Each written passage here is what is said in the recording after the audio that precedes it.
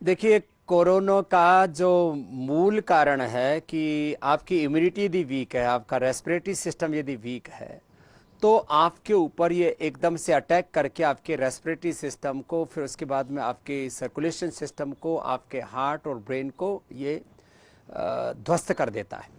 ऐसे में अभी तक अलग अलग प्रकार के बैक्टीरियल और वायरल इन्फेक्शंस के लिए हमने 2-3 चीज़ों को सबसे ज़्यादा प्रभावी पाया है। चाहे वो डेंगू है, चाहे चिकनगुनिया है, चाहे स्वाइन फ्लू है, इनके ऊपर तो हम सफल प्रयोग कर चुके हैं। अभी कोरोना क्योंकि नया है, लेकिन जो गिलोय नाम की जो औषधि है, इसकी डंडी पूरे हिंदुस्तान में होती है। कहीं इस पर गड़ो कहते हैं, कहीं अमृतबल्ली कहते हैं, कहीं तिपतिगा कहते हैं, कहीं अमृता कहते हैं, गिलोय। और ये दिल्ली में बहुत तादाद में है।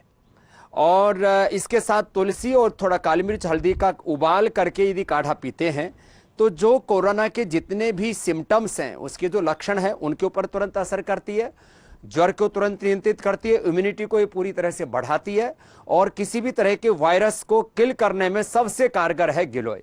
इसलिए गिलोय, तुलसी, काली मिर्च हल्दी जैसी जो हमारी घरेलू होम रेमेडी हैं, वो इसके लिए जबरदस्त कारगर हैं। और एक बात और कहना चाहूंगा, सबसे पहले प्राणायाम करके, सिंपल से प्राणायाम है, भस्त्रिका डीप ब्रीदिंग,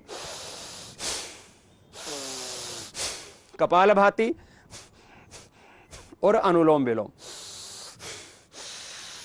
पूरा देश इन 3 प्राणायामों से परिचित है। इससे हमारी इम्यूनिटी बूस्ट हो जाती है।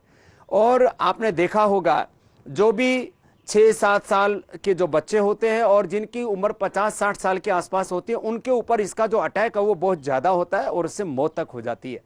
तो इम्यूनिटी को बूस्ट करने के लिए प्राणायाम करें और गिलोय, तुलसी, इसका काढ़ा पिएं, तो निश्चित रूप से इस बीमारी से हम लड़ सकते हैं और इससे जीत सकते हैं। बाकी ये फैल ना पाए, इसके लिए उपाय तो करने ही चाहिए, क्योंकि कभी भी हमें किसी वायरस को नज़रअंदाज नहीं करना चाहिए। और उसके लिए, जैसे कि अभी आपने अपनी रिपोर्ट में भी दिखाया, प्रधानमंत्री जी ने भी ट्वीट किया, ये सांस के माध्यम से, मुख से, नाक से और आंख तक से प्रवेश कर सकता है।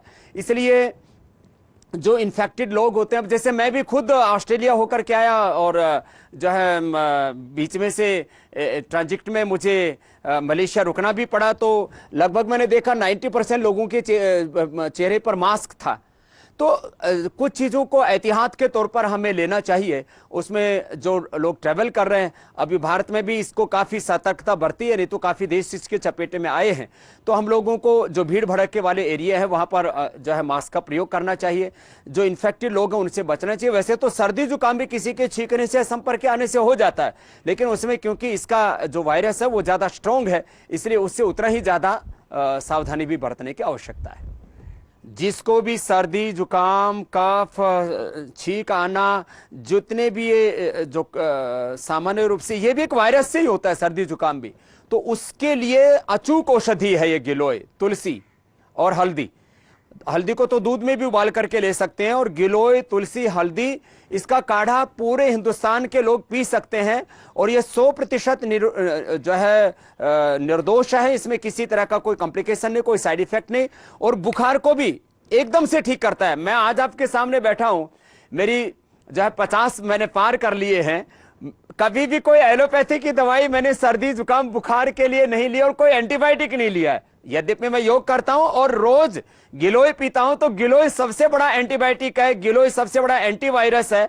और सर्दी जुकाम, और मैंने कहा डेंगू, स्वाइन फ्लू, चिकनगुनिया के लिए तो रामबाण औषधि है, और जिनको हो चुका था उनको हमने ठीक किया है। इसलिए ये खाली सुनी सुनाई कही कही बात नहीं है, ये एकदम अनुभूतिक बात है, और इसके पूरे एविडेंस हमारे पास में।